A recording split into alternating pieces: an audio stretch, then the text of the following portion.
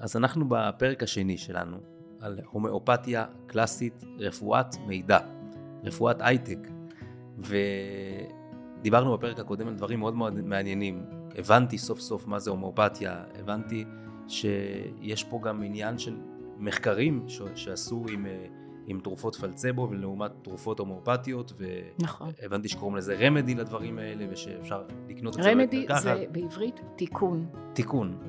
פירוש המילה רמדי זה תיקון. שמעתי ממך סיפור מטורף על בן אדם שהחזיק רסיס במשך 20 שנה, נכון. הוא בכלל לא בא לטפל בזה, טיפלת במשהו אחר ופתאום הרסיס נפל, כתוצאה ירד כן. בעדינות דרך כן. מערות הפנים. מטורף, כתוצאה כן. ממשהו אחר בכלל שהוא הגיע לטפל בו. אז זה מאוד מעניין, נפתח לי עולם חדש. ועכשיו אנחנו בפרק השני, ורציתי לפני שניגש לעומק להבין את הרמדי הזה, איך זה עובד, איך נראה התהליך, איך זה עובד הדבר הזה. קצת להכיר אותך, שזה לא עשינו בפרק הקודם. אז אולי נתחיל בזה, איך בכלל הגעת להיות הומאופתית קלאסית, במשך 25 שנה, ולמה לא הלכת להיות חשמלאית רכב או משהו כזה? אוי, זה ממש לא מתאים לי. אוקיי, זה מעניין, כי זה באמת גם ירחיב על ההומאופתיה, מעבר לסיפור האישי שלי. אז אני מילדות סבלתי ממה שנקרא אטופיק דרמטיטיס, זה מחלת עור שהיא דלקתית, על רקע מה שנקרא בקליניקה בשפה הרפואית אלרגיה. ויחד עם המצב של העור היו לי גם דלקות בלחמית בעין. זה ככה סחבתי מילדות, וטופלתי כמו הרבה בסטרואידים, ולאורך שנים זה נתן הפוגות, חזר ושוב טופל וכו'. ואז כשהייתי בהיריון עם הבת שלי, סמוך ללידה, חזרה לי דלקת, חזר לי אטופיק דרמטיטיס, אבל בגדול מה שנקרא. וככה זה התפתח הלאה, והתחלתי, זה מה שידעתי, זה מה שהכרתי, שוב רופאי עור, שוב משחות, סטרואידים, ככה זה היה תקופה ארוכה. וכל פעם הלכתי מרופא אחד מומחה לרופא אחר שני, בלי שאז הבנתי שכולם בעצם למדו באותה אוניברסיטה גנרית. אז אחד ייתן לי משחה כזו, אחד ייתן לי משחה כזו, אבל לא יפתרו את הבעיה. בכל אופן, ככה זה התגלגל והמצב הלך והחמיר, וגם עם דלקת בעיניים. ומתי שהתחילה להבהב לי איזה נורה, ככה שהבנתי שמשהו פה לא תקין, כי כל פעם שהייתי מקבלת איזושהי הקלה על הסימפטום של העור, הייתה מתחילה דלקת. ואז כשהייתי מטפלת בדלקת ומשתיקה אותה, היה חוזר לי לעור. וזה היה ככה, אתה יודע, דינמיקה שחזרה על עצמה, ואמרתי, משהו פה מחובר, משהו פה אחר קורה. אני נותנת לך אבני דרך במסע שלי, אבל שם זה התחיל, פתאום משהו התערער לי. ואז המשכתי הלאה, והמצב הלך והחמיר, כי כבר המשחות הפסיקו לעזור, ובאותו זמן, הבת שלי, אני מדברת איתך כבר שהיא הייתה בגן, הגננת שלה ראתה אותי ואמרה לי, יפעת, תשמעי, למה את ממשיכה ככה? הבת שלי הייתה אצל הומאופת, והיא נעזרה מאוד. ואז היא אמרה לי, את כל כך הרבה זמן בגישה אחת, למה שלא תנסי גישה אחרת? ואתה מכיר את זה שככה הדברים מצטלבים לך לפעמים בחיים? כן. אותו דבר קרה. אז זה גם השאלות שכבר התחלתי להעלות, גם המצוקה. וגם פתאום שהיא אמרה לי את זה, אמרתי, כן, יש פה משהו. לקחתי את הטלפון של ההומאופת, והלכתי והתחלתי לעבור טיפול, והדברים השתפרו. ואני זוכרת שכל פעם אמרתי, איך זה יכול להיות? איך זה יכול להיות? ובאיך זה יכול להיות ששאלתי את עצמי, תמונה כאן, השקפה שאני רואה היום אצל מטופלים שמגיעים אליי. אנחנו כולנו חונכנו עזוב חונכנו, אנחנו כבר מאמינים ברפואה הקונבנציונלית. ובאמת, אחד המילים שמטופלים באים אליי ואומרים לי, זה אני מאמין, הם משתמשים במילה מאמין, זה לא סתם שפה, מבטאת משהו, אני מאמין.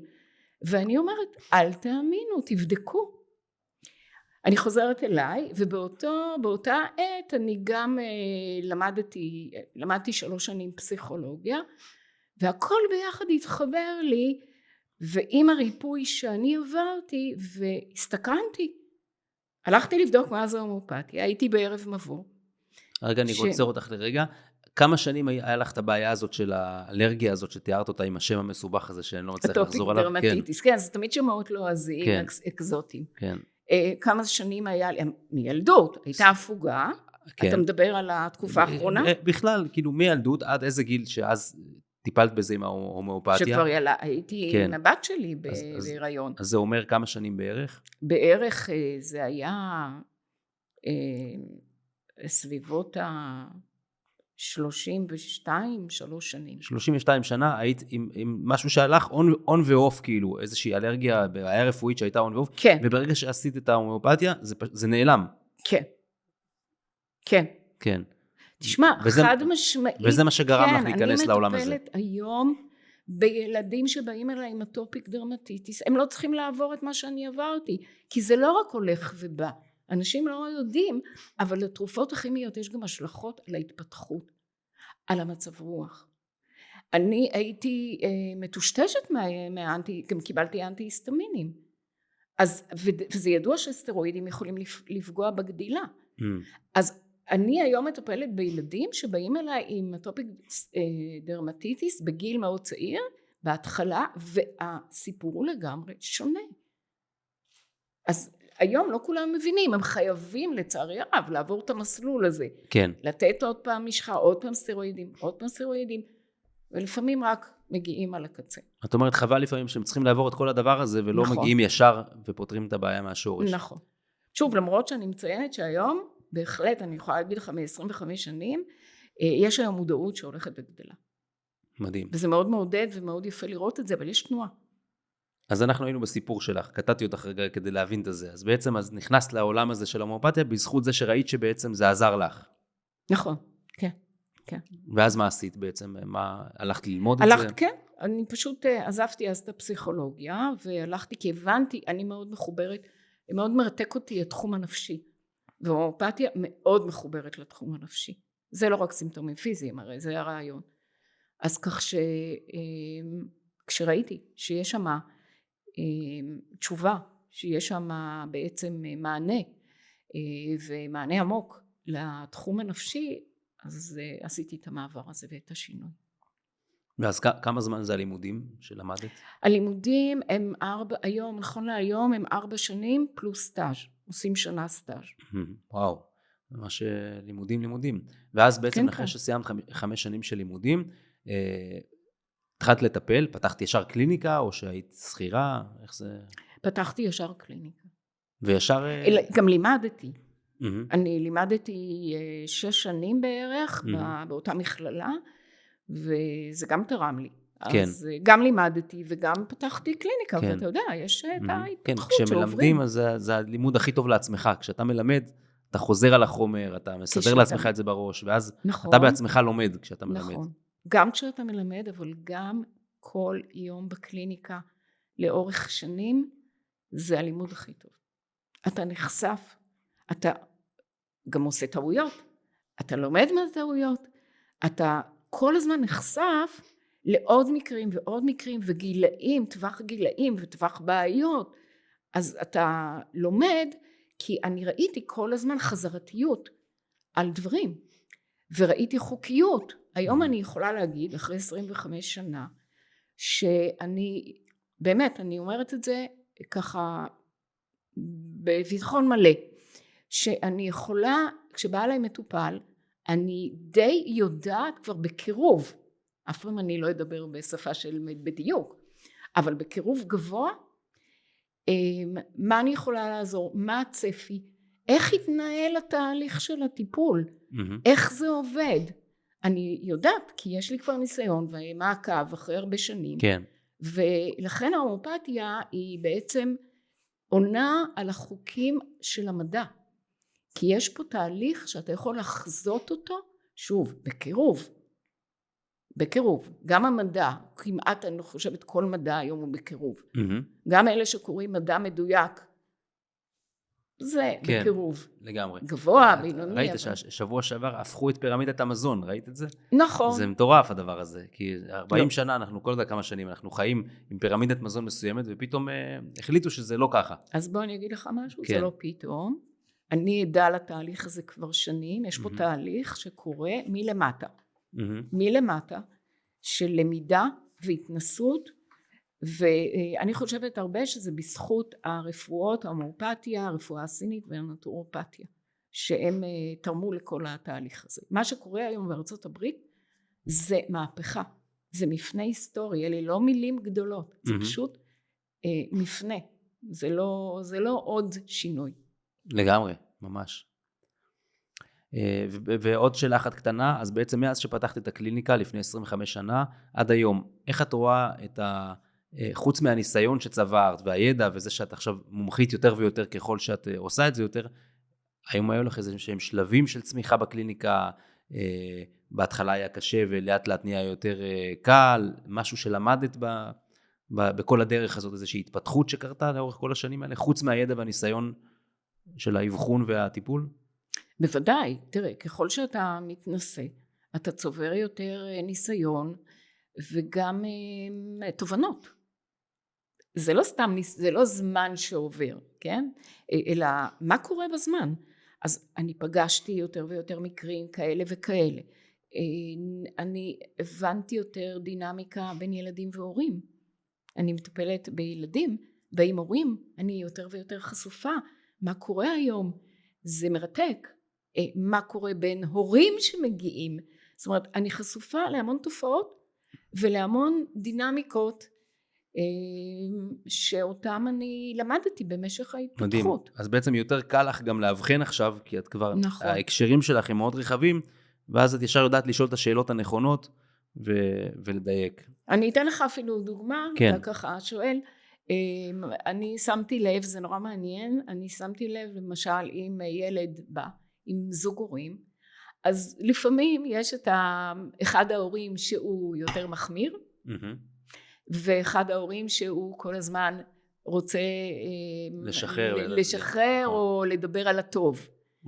אוקיי? אז ממש רואים, זאת אומרת, בעצם מה קורה פה? אני מקבלת אינפורמציה מזוג הורים לאותו ילד, אבל כל אחד רואה אחרת את התמונת מצב. לגמרי. התפקיד שלי זה לעשות את הסינתזה הנכונה, ולדייק.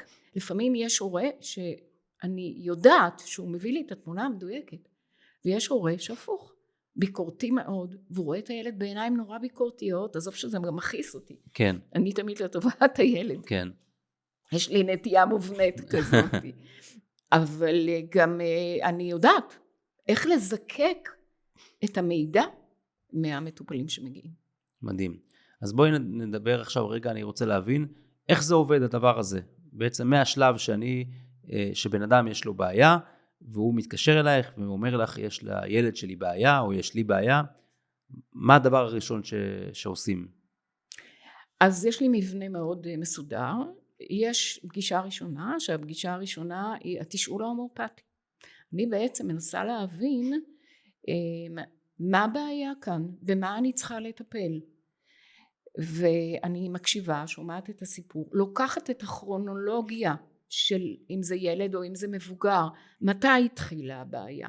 אני בודקת את רמת הבריאות הכללית, אם יש בדיקות אני מבקשת שיביאו לי בדיקות, בין אם זה בדיקות דם או אם יש בעיה אחרת, אני מתייחסת לכל הפרמטרים האלה, כן. פלוס, וזה החשוב, הראייה ההומאופתית שהיא כמו שדיברנו הוליסטית, אני בעצם רואה מה קורה לבן אדם מעבר לסימפטום שהוא הגיע אליו. בואו ניתן לך דוגמה, אם מישהו מגיע עם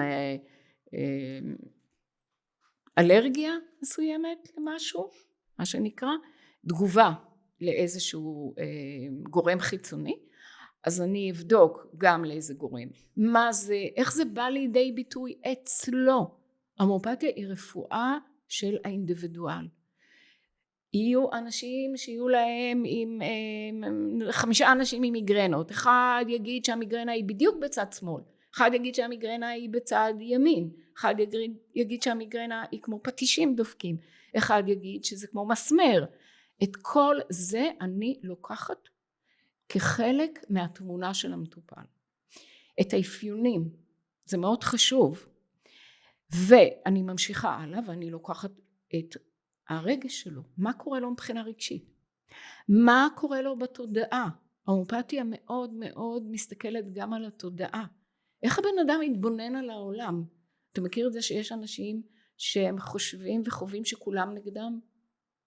יש אנשים שהם מאוד כועסים כל הזמן, אני בכוונה מגזימה, כן, וזה בעצם משקפיים יש אנשים שמרגישים שהם לא ראויים, שהם לא שווים כלום. אנשים שהם כל הזמן צריכים לרצות, אנשים שהם בדיוק. איפה שיש מבחינת ההומאופתיה סימפטום, מה הכוונה סימפטום? איפה שיש מצב שהוא לא מידתי, שהוא מרע עם המטופל. אדם שכל הזמן יחשוב שכל רגע תבוא סכנה ממקום אחר, ואני מדברת לך על מקרים שאני נתקלת בקליניקה, שכל הזמן צפוי לו משהו רע, זה לא טוב עבורו, זה לא דרך נכונה להסתכל. כן. אז אני מסתכלת על כל התמונה, שוב, הפיזית, הרגשית, התודעתית, ואנחנו בהומאופתיה גם לוקחים את התשוקות לאוכל. מעניין. זה חלק מג'נרל שאנחנו מסתכלים, וזה מאוד משמעותי. למה? כי, ואני לא מדברת עכשיו מה בריא ולא בריא, נהפוך הוא, אני אומרת לבן אדם, תספר לי מה אתה אוהב לאכול, לא מה בריא לך, לא מה למדת, מה החשקים שלך. ותתפלא, זה מדהים כמה שזה מספר על הנפש, על המצב לא הרגשי. אצל כולם זה אותו דבר, נכון? יש כאלה שאוהבים יותר מתוק, יש כאלה שאוהבים חריף. אז הנה לך סיפור ממטופלת שהייתה לי לפני כמה שנים, בחורה צעירה, ששאלתי אותה, מה את אוהבת לאכול? היא אמרה לי, מהר, זרקה לי, כל מה שלא קשור להנאות חיים. אני לא אוהבת שוקולד. וואו. עכשיו, זו בחורה שמאוד סבלה. גם הצורה שהיא ביטאה את זה מראה משהו, כן. מה היא אוהבת מאוד? מלח. עכשיו, היא סיפרה לי שבילדות היא הייתה לוקחת מסטיק וטובלת במלח. וואי וואי. זה סימפטום מבחינתי. אני ישר מלקטת אותו לתוך התמונה שלה. אז אם אומרים לי על ילד בן 2 שהוא רץ למקרר וכל הזמן פותח את המקרר ומחפש מלפפון, זה לא סתם. עכשיו, עזוב שאני לא יודעת בדיוק למה. זה לא רק עניין פיזיולוגי, יש פה קטע גם רגשי לאוכל. מעניין שהבאת את הדוגמה הזאת, כי הבת שלי כל הזמן רוצה מלפפון באמת. הנה לך. מלפפון עם הרבה מלח, ככה היא אוהבת, כן. אז אתה מבין, לכן זה נורא חשוב מבחינתי. למה? כי זה סימפטום בלתי אמצעי. כן. אין פה פרשנות. אתה יכול על מישהו שהוא יגיד לך משהו מסוים, לפרש את זה בדרך זו או אחרת. זה לא המחשבה והדעה שלו, אלא זה מה שהגוף שלו מדבר. וגם ולא פרשנות שלי. כן. פה זה בוודאות, היא לוקחת המסטיק וטובלת במלח. כן. אין פה מה לפרש, זאת עובדה. כן. ולכן, ושוב, זה מראה ומצביע על משהו אופייני לה, ייחודי לה, אינדיבידואלי. ההומאופתיה היא רפואת האינדיבידואל. אחרי שאני לקחתי את כל התמונה הזאת, כן. ואני קוראת לזה תמונה, דיוקן של הבן אדם, אני מתאימה לו תרופה הומאופתית. כי שוב, תרופה הומאופתית היא בעצם קובץ של מידע. כל מה שאני עכשיו לקחתי, אני מחפשת אותו בקובץ המידע הזה. אחרי שאני מתאימה... ואיך את עושה את ההתאמה הזאת בעצם? מאיזו בחינה? זאת אומרת, אמרת שאת משתמשת גם עם עזרים ממוחשבים, גם נכון, עם תוכנה. נכון, אני מכניסה, מבחינה טכנית, כן. אני מכניסה את כל הסימפטומים שאני בוחרת, שהם חשובים, שהם מייצגים את המקרה לתוכנה הומאופתית, תוכנת מחשב, והיא מעלה לי אפשרויות לתרופות. עכשיו זה התפקיד שלי כהומאופתית, לדעת, כי הרבה פעמים התרופות הן קרובות. איזו תרופה מתאימה לבן אדם, איזו רמדי תעשה את השינוי. כן. בעיניי הדבר הכי מרכזי זה מה הכנסת לתוכנה, המידע שהכנסת לתוכנה, האבחון הזה שעשית והתמונה הזאת שיצרת, וזה מה שהכנסת, ואז כן... מה שהכנסתי מבחינת מה הבנתי. כן. מהמטופל. לגמרי. זה מה שחשוב. כן. ואז בעצם את בוחרת לו את התרופה שהיא נקראת רמדי. נכון. מה זה... רמדי זה שם כולו. כולל, זה לא שם של תרופה. כן, כן. ומה זה אומר רמדי? נגיד, כמו שהמילה תרופה, זה לא תרופה ספציפית, זה המילה תרופה, אז בעצם רמדי, מה זה המילה רמדי? המילה רמדי זה שם כולל לכל התרופות ההומאופתיות, הפירוש בעברית זה תיקון. תיקון. כן. וזאת תרופה בעצם כי אנחנו בעצם, מה אנחנו עושים?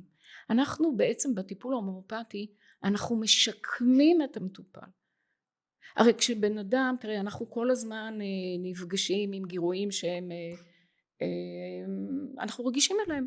זה לא משנה אם זה וירוס, חיידק, הערה שמישהו אמר ואתה נפגעת עד עמקי נשמתך, כי יש לך את הנטייה הזאת.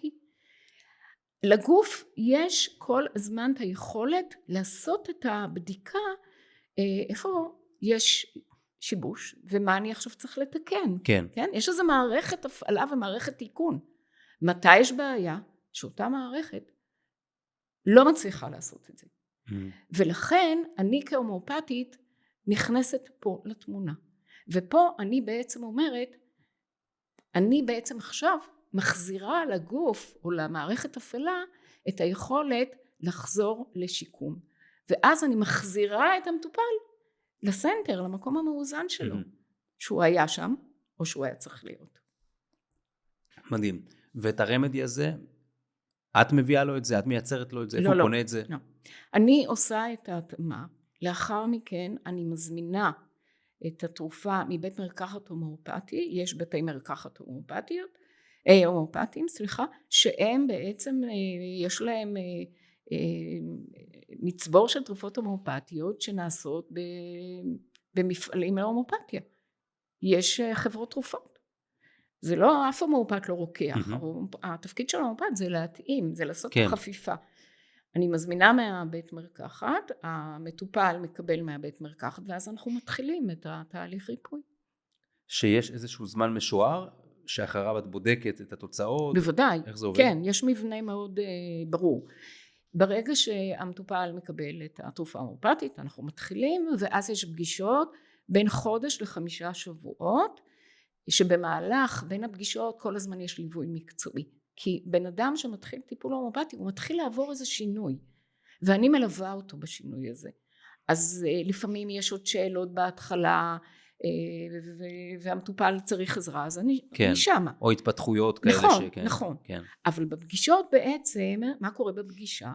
בפגישות פולו-אפ, בפגישות המשך, אנחנו בעצם רואים איפה הוא היה בהתחלה, מה קורה עכשיו, ואני עושה את הסדר, אני משקפת את האינפורמציה שמגיעה מהמטופל, מה הוא עבר ולאן פנינו. והפגישות, מספר הפגישות, אני מאמינה שתכף תשאל אותי, אז אני כבר אומרת, הן תלויות במצב של המטופל. זה תלוי במציאות שלו, ברמת החולי שלו, ועם איזה תרמיל הוא בא אליי. כן. האם הוא בא אליי עם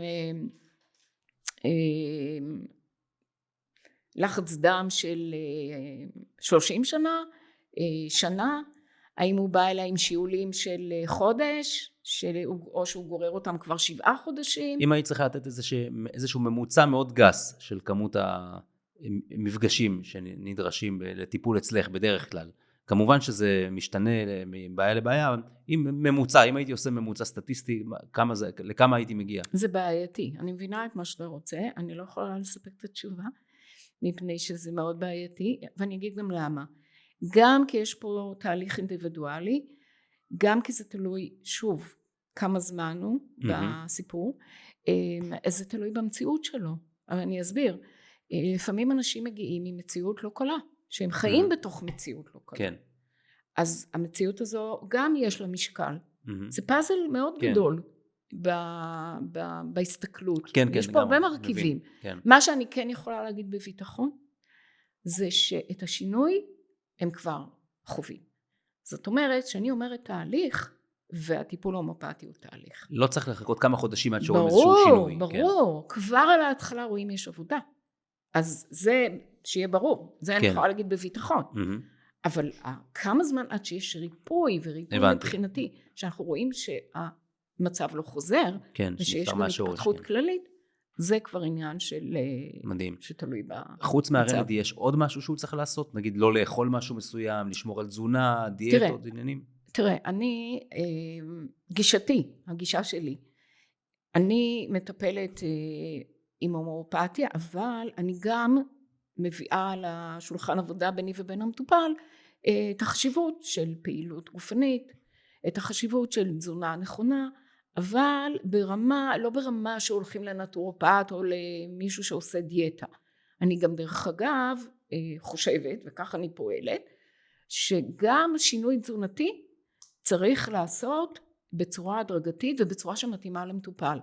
אני פחות אוהבת היום את הדיאטות החד מימדיות. כן. אנשים מגיעים אליי, עשיתי דיאטה כזו, עשיתי דיאטה כזו, ניסיתי את זה. דיאטת אורז. ועדיין, כן, ועדיין אני בבעיה. כן. אני חושבת שצריך להקשיב גם, כמו שראינו, שדיברנו, לתשוקות ולצורך של הבן אדם. זה לא סתם. כן. עכשיו אני אתן לך עוד דוגמה כדי להסביר את הגישה. אם בן אדם בא עם צורך מאוד גדול לשוקולד, מאוד גדול, והוא הולך למישהו שנותן לו דיאטה ואומר לו, זה אל תתקרב, זה סוכר, עזוב את זה. אז זה יכול להחזיק לרוב זמן מסוים, אבל זה לא יחזיק מעמד, מפני שהצורך הזה בשוקולד יש לו בסיס רגשי. אז אם הוא מדכא, זה יכול אחר כך לעבור למקום אחר. אז הוא יעשן יותר, או אני לא יודעת מה. צריך לפתור קודם כל את הבעיה מהשורש, ובתהליך הדרגתי, כן. שהבן אדם מפנים את החשיבות, ויש לו גם את היכולת, ואני שמה פה מרקר, שיש לו את היכולת האמיתית לעשות את השינוי, ואז זה קורה, אני רואה את זה. וואו. בפרק הקודם דיברנו על הרמדי שבעצם אין בו חומר פעיל. זה בעצם זיקוק של זיקוק שבעצם יש בו רק איזשהו, לא יודע איך לקרוא לזה, מידע, תדר, אנרגיה. נכון. אז רציתי שאולי תצליחי להסביר לי, אז איך באמת זה עובד? אם אין פה איזה שאנחנו רגילים תמיד לחשוב שצריך איזשהו חומר מסוים, ויטמין כזה וכזה, או חומר כזה נכון. כדי לפתור את הבעיה. נכון. אנחנו בכלל לומדים ומחונכים לחשוב בצורה חומרית. ההסתכלות היום של הרפואה היא על הבן אדם כעל מכונה חומרית, על מכניקה, נכון? יש בעיה, יש שקדים נפוחים, קורטים את השקדים וכו' וכו'. כן. אז אם חוזרים באמת לתרופה... אני חייב לקטוע אותך סתם רק לזה היה לי בעיה של אף סתום כל כך הרבה שנים, שזה קשור לאלרגיה למקרדית האבק, שכל הזמן אני עם אף סתום. והמליצו לי לעשות ניתוח מחיצות באף. מחיצות אף, נכון. שברו לי סתם את האף בפנים, וזה לא עזר בכלל. ברור. וגם הביאו לי כל מיני את הסטרואידים האלה, וזה שום דבר באמת לא עזר. נכון. ועכשיו אני מתחיל לחשוב אולי לדבר איתך על זה אחרי המפגש, אולי תצליחי לעזור לי עם זה. ולנשום שוב אחרי 40 שנה. כן. ובוא נהיה מדויקים, גם אם זה עזר, ולפעמים אנשים אומרים, זה עזר לי לשנתיים, אז זה יחזור. למה? כי שוב, טיפלו בתוצאה, טיפלו בשורש, בסימפטום ולא בשורש הבעיה. לי זה לא עזר בכלל דרך אגב. אוקיי, אז בוא נגיד יש כאלה במקרה הטוב שזה עוד עוזר להם, אבל זה זמני. ושוב, כי טיפלו בתוצאה, בסימפטום, ולא טיפלו בנטייה. אנחנו מגיעים לעולם עם מבנים מסוימים, גם בנפשי, גם בפיזי, גם בתודעה. אנחנו לא לוח חלק. אנחנו מגיעים עם מבנים ועם נטיות. ההומאופתיה מטפלת מעבר לשורש הבעיה, שעליה דיברתי בפרק הראשון, מי שיאזין, שהמקור נמצא לא בכימיה, אלא במידע האנרגטי, ברשת, בשדות. אז אנחנו מטפלים גם בנטיות. ואם נחזור לשאלה שלך של התרופה המורפטית, כשבן אדם מקבל תרופה מורפטית, מה הוא רואה? הוא רואה תרופה שנראית כדור קטן כמו סוכרזית, היא מאוד דומה לסוכרזית. ואכן התרופה נמצאת בסוכר, בסוכרוז. זה החלק החומרי, אבל בעצם היא לא. יש בה את המידע האנרגטי, את המידע שחיפשתי המתאים למטופל, כדי שיתחיל תהליך של ריפוי. עכשיו מאוד חשוב לי להגיד, אני בעצם צריכה להתאים למטופל את מה שדומה לבעיה שלו. ההומאופתיה, החוק הראשי הבסיסי שלה זה חוק הדמיון. אתה תעבור ריפוי אם אתה תיפגש עם הבעיה שלך, לא אם תלך עם נגד. נכון, היום ברפואה הקונבנציונלית כולם מכירים, יש דלקת, אתה מקבל תרופה אנטי דלקתית. יש לך נזלת אלרגית, אנטי היסטמין. היא פילוסופיה שבנויה על הנוגד. ההומאופתיה אומרת רק על ידי דמיון. מה זה אומר? זה אומר שאת אותו קובץ מידע שאני מתאימה, אני צריכה למצוא תמונה שהיא דומה בדיוק, כמעט, לא בדיוק, אבל היא לא זהה, אבל היא מאוד דומה לבעיה של המטופל. למה? כי כשאני נותנת למטופל את אותה רמדי, את אותו קובץ מידע, כשהוא מכניס אותה לגוף, הרי זו אנרגיה, זו אינפורמציה שהיא אנרגטית. מתחיל תהליך הדהוד עם אותה רשת אנרגטית, בגלל הדמיון. הרי יש הדהוד רק אם יש חפיפה. מתחיל תהליך של הדהוד, אותה רשת אנרגיה של המטופל מקבלת אנרגיה גבוהה יותר, היא נטענת על ידי הרמדי, ורק ככה היא יכולה לתקן את הדפוס המשובש, ומשם זה יורד דרך המנגנונים הביוכימיים לגוף ונפש. עכשיו שואלים אותי אנשים כמוך, אם אין חומר כימי, אז איך זה יכול להיות? כשאתה מסתכל על דיסק און-קי, קח אותו למעבדה, תטחן אותו, מה יראו תחת מיקרוסקופ? שאלתי אותך.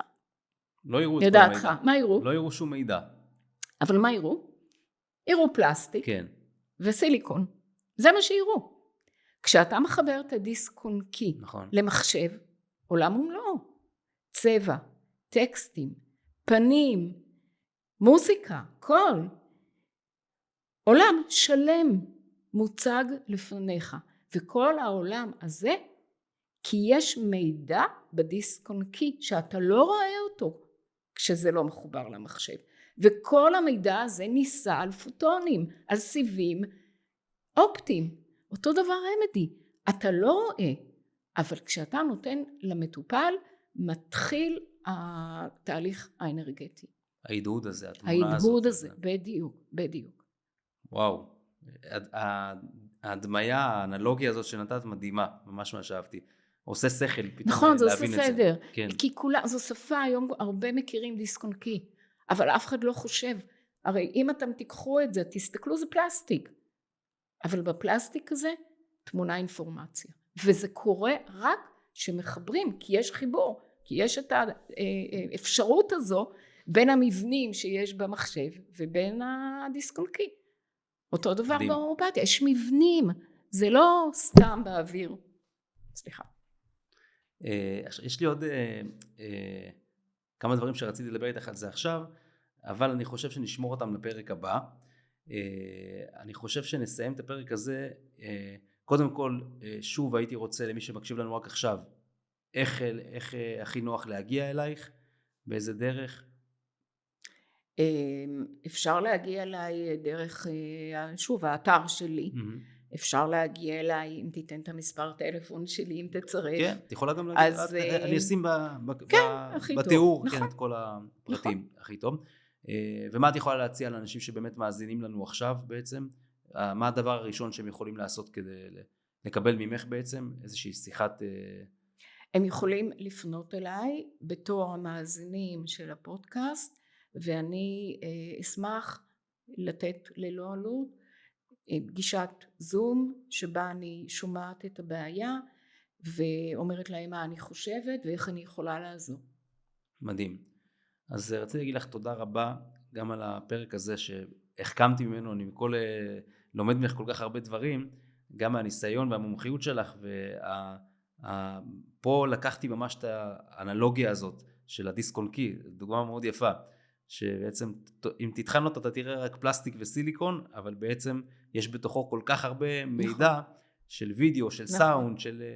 מה שאני רוצה להדגיש, אתה יודע, שמת לב שאני איתו כל פעם מוסיפה משפט. כן.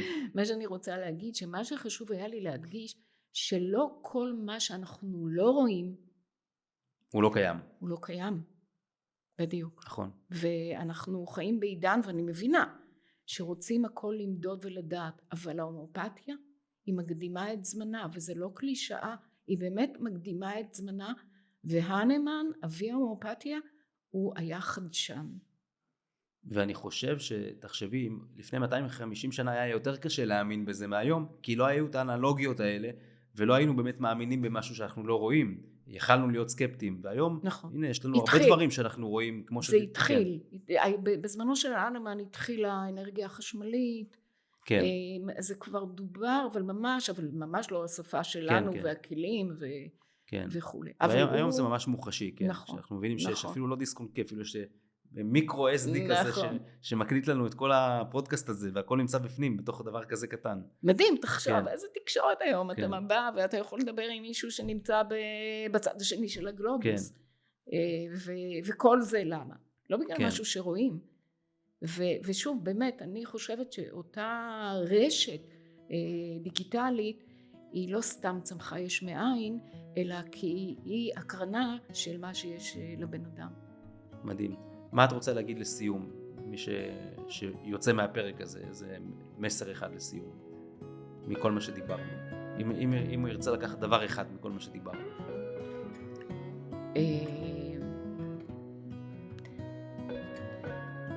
אני אגיד את הדבר הבא.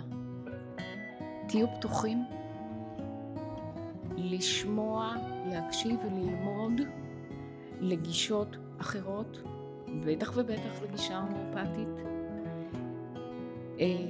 תצאו מהשפה של האמונה. היא לא סתם מילה, היא מצמצמת, והרבה פעמים אנשים פשוט לא נחשפים בגלל אותו צמצום לאפשרויות שיכולות להטיב איתם. וואו, כבר יש לי בראש על מה אנחנו מדברים בפרק הבא. יאללה. טוב, יופי, תודה רבה. ביי.